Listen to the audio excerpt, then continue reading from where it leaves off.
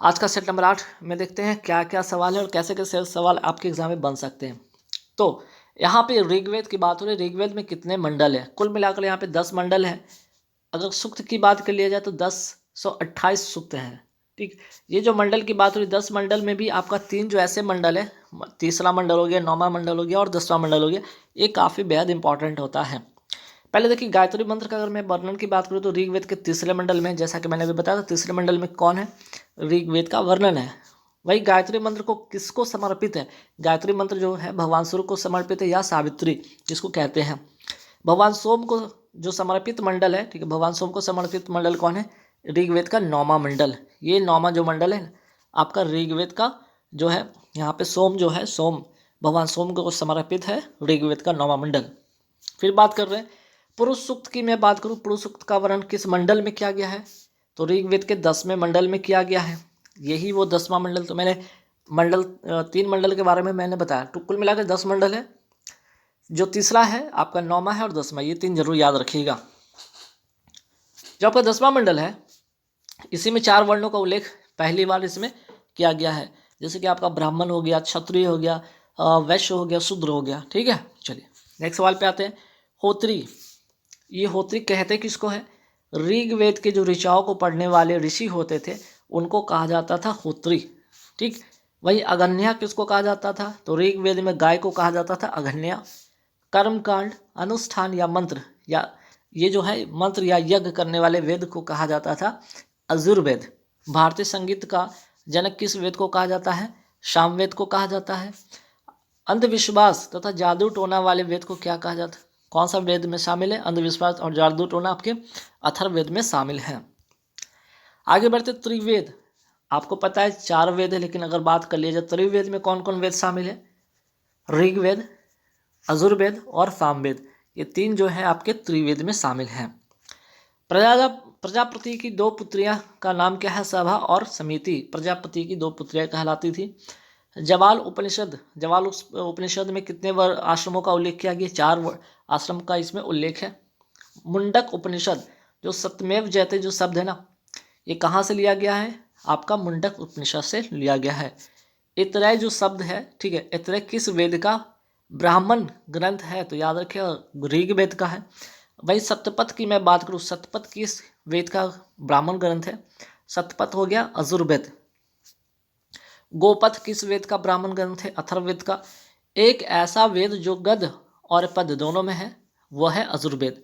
तो एक तो सतपथ जो वेद हो गया वो आपका अजुर्वेद से संबंधित है, और गद एवं पद दोनों वाला जो वेद है वो क्या है? आपका अजुर्वेद। शिक्षा, कल्प, निरुक्त, व्याकरण, छंद और ज्योतिष, ये जो 6 है, 6 के 6 ये क्या है आपके? ये 6 के 6 हैं आपके वेदांग। तो वेदांगों की संख्या कितनी हो गई? 6 हो गए। मेगासनिस किसके दरबार में भारत आया था? चंद्रगुप्त मौर्य के दरबार में आता है। और इंडिका जो पुस्तिका है इसी के द्वारा लिखी गई थी। किसके द्वारा? मेगासनिस के द्वारा लिखी गई थी। सवाल अगर आपसे पूछ लिया जाए, बताइए मेगासनिस जो था किसका राजदूत था? तो सेल्यूकस निकेटर का ये राजदूत था। अगर सवाल पूछ लिया जाए कि चीनी यात्री हेनसांग किसके दरबार में भारत आया था? तो हर्षवर्धन। ठीक है, ह से हेनसांग और ह से हर्षवर्धन दोनों याद रखिएगा। और हेनसांग की एक जो यात्रा वृत्तांत है जो अपने पुस्तक में लिखा था, उसका नाम है सु यी की, जो कि यात्रा वृत्तांत है। किसकी लिखी पुस्तक है? हेनसांग की है। तो इसने अपने जो अपना यात्रा वृत्तांत है वो सु यी की में ही लिखा था। किताब उल हिंद किसकी लिखी पुस्तक है? अल बरूनी की लिखी पुस्तक है। अगर सवाल पूछा जाए कि अल बरूनी भारत किसके साथ आया था? महमूद गजनबी के साथ भारत आता है। वही सवाल अगर आपसे पूछ रहा है कि रहेला किसकी लिखी पुस्तक थी? इवन बतूता की लिखी पुस्तक थी। ये भी आपको नोट करके रखना है। नेक्स्ट, सिंधु सभ्यता की खोज किसने किया था? दयाराम साहनी के द्वारा किया गया था 1921 में। नेक्स्ट सवाल पे आते हैं कांस्य युगीन सभ्यता, या जिसे आदि ऐतिहासिक कालीन सभ्यता कहते हैं। इसका उदाहरण है सिंधु और हड़प्पा सभ्यता। ये कैसी सभ्यता थी? आपकी कांस्य युगीन सभ्यता थी या आदि ऐतिहासिक कालीन सभ्यता थी। सवाल अगर आपसे पूछ लिया जाए, बताइए सिंधु घाटी सभ्यता का प्रचार कहाँ से कहाँ तक था? अगर यहाँ पे अगर देख लिया जाए, नॉर्थ साउथ हो गया, ईस्ट और वेस्ट हो गया। तो पूरब से पश्चिम की अगर मैं बात करूँ तो पूरब की ओर क्या था? आलिमगीरपुर। ठीक है, वहीं पश्चिम की ओर क्या था? सूतकाट-डोर, ठीक है। तो पूरब से पश्चिम में अगर देखा जाए तो पूरब की ओर था आलिमगीरपुर और पश्चिम की ओर था सूतकाट-डोर। उत्तर से दक्षिण की बात कर ली जाए, मांडा से लेकर मांडा उत्तर में और दक्षिण में आपका देमाबाद, ठीक है। तो सवाल आपका ये भी आएगा कि ठीक है, मांडा जो है किस नदी के किनारे स्थित है? चेनाब नदी के किनारे स्थित है। वहीं देमाबाद जो है किस नदी के किनारे है? गोदावरी नदी के किनारे स्थित है। आलमगीरपुर जो है किस नदी के किनारे स्थित था? हिंडन नदी, कहाँ? उत्तर प्रदेश। सूतकाटडोर किस नदी के किनारे स्थित है? दास नदी के किनारे स्थित था। लोथल का बड़ा नाम सुना होगा आपने कि लोथल क्या था? तो एक बंदरगाह था, गुजरात में यह है, ठीक। सिंधु सभ्यता का एक लोथल जो था वो जगह था, वो था क्या? आपका बंदरगाह था। कालीबंगा ये वही जगह है जहाँ पे जूते हुए खेत का क्या मिला है? प्रमाण मिला है कहाँ? राजस्थान में। वही बात करते हैं चनहुद्रो, मनके जो बनाने के कारखाना का जो प्रमाण मिलता है वो कहाँ मिलता है? चनहुद्रो में ही मिलता है। धोलावीरा जो है गुजरात में है और सिंधु घाटी सभ्यता का एकमात्र स्थान जो 3 भागों में विभक्त है, ठीक है। बात करते हैं मोहनजोदड़ो कहाँ है? पाकिस्तान क्षेत्र में है। इसके बारे में 2-3 बातें और इम्पॉर्टेंट, जैसे इसे मृतों का टीला कहा जाता है, पहला फैक्ट है। दूसरा, इसके खोजकर्ता कौन थे? रसखाल दास बनर्जी। और तीसरा बात जो इम्पॉर्टेंट होता है, नृतक की जो कांस्य मूर्ति है यहीं से मिलती है। आगे बढ़ते, सिंधु घाटी सभ्यता की 2 प्रमुख फसलें। मोस्ट इंपॉर्टेंट क्वेश्चन एग्जाम में बहुत बार पूछा है, गेहूं और जौ, ठीक है। बौद्ध ग्रंथ अंगुत्तर निकाय, पहला चीज है कि अंगुत्तर जो निकाय है किस धर्म से संबंधित है? तो बौद्ध धर्म से संबंधित है। और इसमें कितने महाजनपद का उल्लेख किया गया? 16 महाजनपद का उल्लेख किया गया है। अंगुत्तर निकाय का संबंध किस धर्म से? तो बौद्ध ग्रंथ से है। अभी मैंने बताया था, इंपॉर्टेंट क्वेश्चन है और कई बार भी एग्जाम में इसको पूछा जा चुका है। नेक्स्ट सवाल पे आते हैं। अस्मक जो महाजनपद है कहाँ स्थित था? दक्षिण में गोदावरी नदी के निकट, और इसकी जो राजधानी थी पोटली या पोतन इसको कहते थे। वही सूरसेन जो जनपद की राजधानी थी मथुरा थी। मत्स्य जनपद की राजधानी क्या थी? विराटनगर। और अगर मैं बात करूँ वत्स जनपद की राजधानी थी कौसंबी। गंधार जनपद की राजधानी थी तक्षशिला और कौशल जनपद की राजधानी थी श्रावस्ती। देखिए नेक्स्ट सवाल पे आते हैं। जीन अर्थात विजेता, निर्ग्रंथ अर्थात बंधनहीन, अर्थ अर्थात पूज्य किसे कहा गया? महावीर स्वामी को कहा गया। और सब के सब क्या, अगर धर्म कौन सा? तो जैन धर्म से संबंधित है, ध्यान रखिएगा। अगर मैं बात कर लूँ यहाँ पे महावीर स्वामी का बचपन का नाम क्या था? वर्धमान था, ये भी ध्यान रखना। तो जीन यानी विजेता, निर्ग्रंथ यानी बंधनहीन, अर्थ यानी पूज्य किससे संबंधित है? जैन धर्म से। और जैन धर्म में भी किससे? तो महावीर स्वामी जो कि 24वें तीर्थंकर हुए, ठीक है। जैन धर्म के 24वें एवं अंतिम तीर्थंकर हुए। और इनका जो प्रतीक चिन्ह था क्या था आपका? सी, ध्यान रखिएगा। जैन धर्म के पहले तीर्थंकर कौन थे? ऋषभदेव, या इनको आदिनाथ भी कहा जाता था। सवाल अगर आपसे पूछा जाए जैन धर्म के 23वें तीर्थंकर कौन थे? पार्श्वनाथ, और इनका प्रतीक चिन्ह था सर्प। नेक्स्ट सवाल पे आता है कि जैन धर्म के अंतिम या 24वें तीर्थंकर कौन थे? महावीर स्वामी, इनका प्रतीक चिन्ह था से। नेक्स्ट सवाल पे आता है कि महावीर स्वामी को ज्ञान की प्राप्ति किस नदी के किनारे हुआ? रिजु पालिका नदी के तट पर साल वृक्ष के नीचे होता है। गौतम बुद्ध को ज्ञान की प्राप्ति किस नदी के किनारे हुआ? निरंजना नदी के किनारे बोधि वृक्ष के नीचे होता है। निरंजना नदी के तट के पर बोधि वृक्ष के नीचे होता है। सवाल अगर आपसे पूछ लिया जाए, ठीक है, यहाँ पे हो गया महावीर स्वामी का हो गया। अब इसके बात करते हैं कि अगर गौतम बुद्ध की बात होगी तो गौतम बुद्ध का अगर जन्म पूछ लिया जाए तो कब हुआ था? 563 ईस्वी ईसा पूर्व, कहाँ? लुम्बिनी में होता है। और मृत्यु होती है 483 ईसा पूर्व, कुशीनगर उत्तर प्रदेश में, ठीक है। चलिए वही बात करते हैं यहाँ पे श्वेतांबर और दिगंबर का संबंध किससे? जैन धर्म से है, याद रखिएगा आपको। श्वेतांबर और दिगंबर जैन धर्म से है। जैन धर्म में भी एक और इम्पॉर्टेंट बात ध्यान रखिएगा यहाँ पे कि श्वेतांबर, श्वेत वस्त्र धारण करने वाले को क्या कहा जाता था? श्वेतांबर, ठीक है। श्वेत जो है ना, श्वेत कपड़ा या श्वेत जो वस्त्र धारण करने वाले को क्या कहा जाता था? आपका यहाँ पे श्वेतांबर कहा जाता था।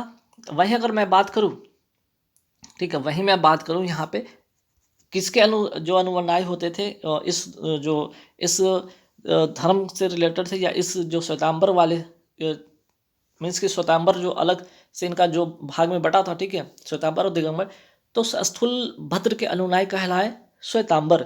वही बात करते हैं दिगंबर, नग्न रहने वाले और भद्र बाहु के अनुयायी जो थे आपके क्या थे? दिगंबर कहलाते थे। जैन धर्म की अगर मैं बात कर लूँ, जैन धर्म के त्रिरत्न कौन थे? सम्यक दर्शन, सम्यक ज्ञान और सम्यक चरित्र। ठीक है, नेक्स्ट सवाल पे आते हैं। जैन धर्म के 5 महाव्रत, महाव्रत क्या था? सत्यवचन, अहिंसा, अस्तेय, अपरिग्रह एवं ब्रह्मचर्य। तो ये जो 4 है, ठीक है, ये जो 4 हैं आपके सत्यवचन, अहिंसा, असत्य और आपके अपरिग्रह, महाव्रत किसने दिया? परशुनाथ ने दिया था। वही ब्रह्मचर्य जो ब्रह्म महाव्रत किसने दिया था? महावीर स्वामी ने दिया था। ठीक है, और आपसे सवाल यहाँ पे आ जाए, महावीर स्वामी अगर इसकी बात कर ले, इनकी बात कर ले, जन्म, इनका जन्म कब होता है? पहले तो ये याद रखिएगा 540 ईसा पूर्व। ठीक है, और कहाँ पे हुआ था? ये भी याद रखिएगा, कुंडग्राम। कहाँ? कुंडग्राम कहाँ पे? वैशाली, कुंडग्राम वैशाली बिहार में। ठीक है, ये हो गया। अगर आपसे सवाल आ जाए कि ये तो इनका जन्म हो गया, इनका अगर बात करें इनकी मृत्यु कहाँ होती है, ये भी याद रखिएगा। इसकी इनकी जो मृत्यु होती है ये कहाँ होती है, ये ध्यान आपको रखना है। इनकी जो मृत्यु होती है पावापुरी, कहाँ होती है? पावापुरी, राजगीर। राजगीर कहाँ? आपके बिहार में इनकी मृत्यु होती है, पावापुरी राजगीर बिहार में। ठीक है, और कब? ये भी ध्यान रखिएगा 400, ठीक है, 468 ईसा पूर्व। तो 540 ईसा पूर्व में इनका जन्म होता है, 468 ईस्वी में इनका मृत्यु होता है, पावापुरी राजगीर बिहार में, कुंडग्राम इनका जन्म होता है। नेक्स्ट सवाल पे आते हैं। गोमतेश्वर की मूर्ति या बाहुबली की मूर्ति कहाँ है? तो श्रवण बेलगोला, ये है कहाँ? कर्नाटक में। कल्पसूत्र की रचना किसने किया था? भद्रबाहु ने किया था, जिसमें जैन तीर्थंकरों की क्या है? इसमें जीवनी शामिल है।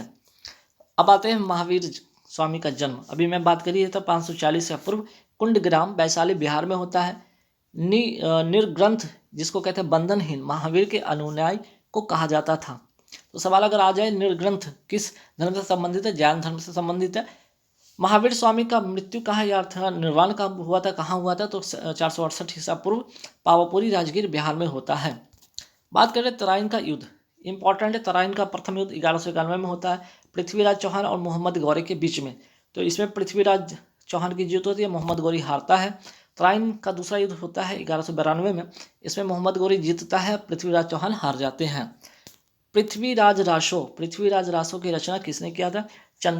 चंद्रवरदाई। ठीक है, चंद्रवरदाई के द्वारा पृथ्वीराज रासो की रचना की गई थी।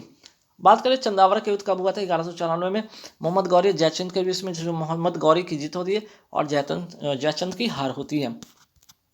दिल्ली पर शासन करने वाले वंश के काल या संतलत काल जिसे कहते हैं को वंश के अनुसार क्रम में बताइए। पहला गुलाम वंश, दूसरा खिलजी वंश, तीसरा तुगलक वंश, चौथा सैयद वंश और पांचवा लोधी वंश। तो गुल खिले तो सांस लो, ऐसा ट्रिक पर भी आप इसे याद रख सकते हैं। लाख बख्श या लाखों का दान देने वाला किसे कहा जाता था? कुतुबुद्दीन ऐबक को। 2.5 दिन का झोपड़ा किसने बनवाया था? कुतुबुद्दीन ऐबक ने बनवाया था। कहाँ? अजमेर राजस्थान, और संस्कृत विद्यालय को तोड़वाकर। कुतुबुद्दीन कुतुब मीनार का निर्माण किसने करवाया था? कुतुबुद्दीन ऐबक ने करवाया था। पहला सवाल ऐसे आपको पूछेगा कि बताइए कुतुबुद्दीन का जो निर्माण कार्य पूरा किसने करवाया? निर्माण कार्य तो शुरू जो हुआ था वो करवाया था कुतुबुद्दीन ऐबक, लेकिन निर्माण कार्य को पूरा किसने करवाया था? इल्तुतमिश। बाद में क्या होता है कि कुछ इसके इमारत जो क्या होते हैं तो ध्वस्त हो जाते हैं, जैसे चौथी पांचवी जो मंजिल है, इसका जो निर्माण या कुतुबुद्दीन का कुतुब मीनार का जो जीर्णोद्धार किसने करवाया था? ये भी आता है सवाल, ध्यान रखिएगा। फिरोज शाह तुगलक ने करवाया था। एकता प्रणाली की शुरुआत किसने की थी? इल्तुतमिश ने की थी। तुर्कान चहलगानी 40 गुलाम सरदारों का संगठन की शुरुआत किसने किया था? इल्तुतमिश ने किया था, और बलबन ने इसे समाप्त किया था। दिल्ली पर शासन करने वाली पहली महिला मुस्लिम शासिका थी रजिया बेगम, और इनकी जो मृत्यु होती है रजिया बेगम की कहाँ होती है? कैथल हरियाणा में। सिजदा और पैगोस मोस्ट इंपॉर्टेंट क्वेश्चन है। ठीक है, सिजदा और पैगोस प्रथा किसने शुरू किया था? बलबन ने किया था।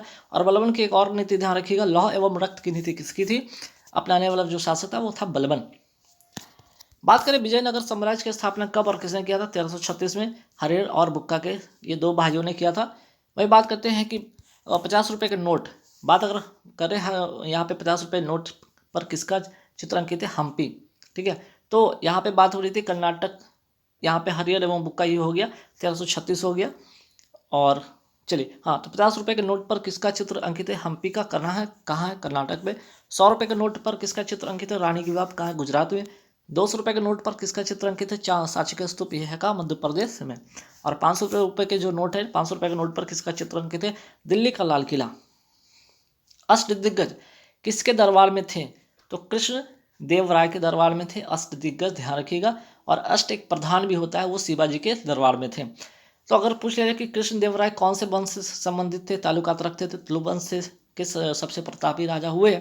और इनकी एक बहुत ही फेमस ग्रंथ थी जिसका नाम था आमुक्त माल्यदा। तो इन्हीं की पुस्तक है, किसकी ग्रंथ है? कृष्ण देव राय की जो है इनकी ग्रंथ थी। मनु चरितम किसने लिखा था? अलसानी, ठीक है, अलसानी पद्य ने लिखा था। और इन्हें तेलुगु साहित्य का पितामह कहा जाता है, अलसानी पदेन को। पांडुरंग महामात्य किसने लिखा था? तेनाली कृष्ण रामकृष्ण ने लिखा था। फारसी राजदूत जो था अब्दुल रजाक किसके दरबार में आया? तो देवराय द्वितीय के दरबार में आता है। और देवराय द्वितीय विजयनगर साम्राज्य के शासक थे। रंजीत सिंह का संबंध किस मिशन से था? तो सुरचकिया मिसल से था, ठीक है, मिसल।